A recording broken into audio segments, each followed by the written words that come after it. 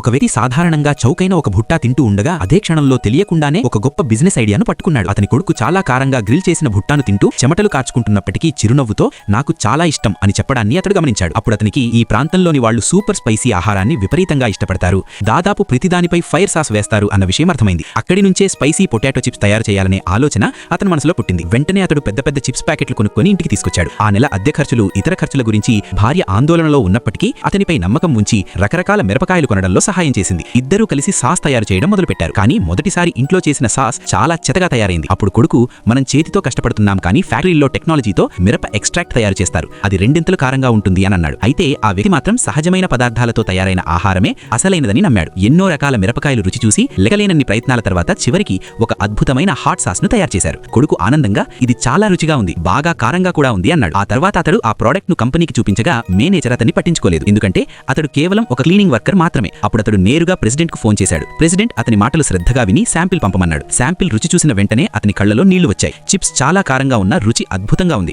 2 వారాల్లో ఫ్యాక్టరీకి వచ్చి మరింత మాట్లాడతానని అతడు మాటిచ్చాడు. ఈ విషయం మేనేజర్ కు తెలిసిన వెంటనే అతడు కోపంతో రగిలిపోయి అందరి ముందే ఆ వ్యక్తిని మందలిస్తూ, ప్రెసిడెంట్ కు ఫ్యాక్టరీ నష్టాల్లో ఉందని తెలిస్తే ఫ్యాక్టరీ మూసేస్తాడు, అందరి ఉద్యోగాలు పోతాయి, దానికి నువ్వే కారణమని చెప్పాడు. అప్పుడు ఆ వ్యక్తి తన మీదనే అనుమానం పెట్టుకుని నిరాశగా ఇంటికి తిరిగి వచ్చాడు. కానీ భార్య అతన్ని ప్రోత్సహిస్తూ, నువ్వు తప్పకుండా విజయం సాధిస్తావు అని ధైర్యం చెప్పింది.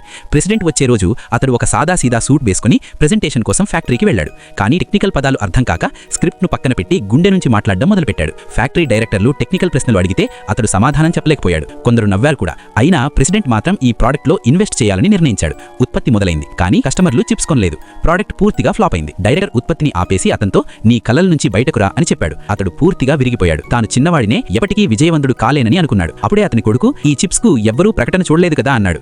వెంటనే అతనికి తన తప్పు ఎక్కడ జరిగిందో అర్థమైంది. అతడు తన పాత స్నేహితుల దగ్గరకు వెళ్ళాడు. వాళ్ళు కొంచెం చెడ్డ పేరు ఉన్నవాళ్లైనా సరే రోడ్లపై ఫ్రీ శాంపిల్స్ పంచడంలో సహాయం చేయమని అడిగాడు. తర్వాత అతడు తన కుటుంబంతో కలిసి సూపర్ మార్కెట్ కు వెళ్లి షెల్ఫ్ పై ఉన్న అన్ని స్పైసీ చిప్స్ ను తామే కొనడం మొదలుపెట్టారు. ఇది చూసిన ఇతర కస్టమర్లకు ఆసక్తి కలిగింది. ఆ అవకాశాన్ని ఉపయోగించుకుని అక్కడే ప్రోడక్ట్ గురించి మాట్లాడాడు. ప్రజలు ఇంప్రెస్ అయ్యి వేగంగా చిప్స్ కొనడం మొదలుపెట్టారు. మొదటి త్రైమాసిక సేల్స్ రిపోర్ట్ చూసిన ప్రెసిడెంట్ డైరెక్టర్ ను ప్రకటనకు ఎంత బడ్జెట్ ఖర్చు చేశామని అడిగాడు. అడ్వర్టైజ్మెంట్ కు ₹1 కూడా ఖర్చు కాలేదని తెలిసిన వెంటనే ఉత్పత్తిని పెంచమని ఆదేశించాడు. ఈసారి లక్ష్యం 5 మిలియన్ బాక్సులు. ఫ్యాక్టరీలోని ప్రతి లైన్ ఫుల్ స్పీడ్ తో నడవడం మొదలుపెట్టింది. మూసివేయబోయే ఫ్యాక్టరీ మళ్లీ కార్మికులను పనిలోకి తీసుకుంది. 6 నెలల్లో ఫ్యాక్టరీ ముందు కంటే మరింత పెద్దదిగా, విజయవంతంగా మారింది. అప్పుడు ఆ వ్యక్తి సంకోచంతో, ఇప్పుడు నాకు ఇంకేదైనా పని దొరుకుతుందా అని అడిగాడు. అతని కల ఒక గౌరవమైన మెకానిక్ కావడం. కానీ మళ్లీ అతన్ని తిరస్కరించారు. మేనేజర్ ఎప్పటిలాగే 2వ అంతస్తులోని బాత్రూంలు శుభ్రం చేయమన్నాడు. మజ్బూరీగా అక్కడికి వెళ్లిన అతడు అక్కడ ఒక ఆఫీసు దరు దగ్గర ప్రెసిడెంట్ తన కోసం ఎదురు చూస్తున్నాడని చూశాడు. ప్రెసిడెంట్, నేను ఒకప్పుడు పేదవాడినే, నా కలలే నన్ను ముందుకు నడిపించాయి అని చెప్పి దరుపు ఫ్రేమ్లో ఒక గోల్డెన్ బిజినెస్ కార్డును ఉంచాడు.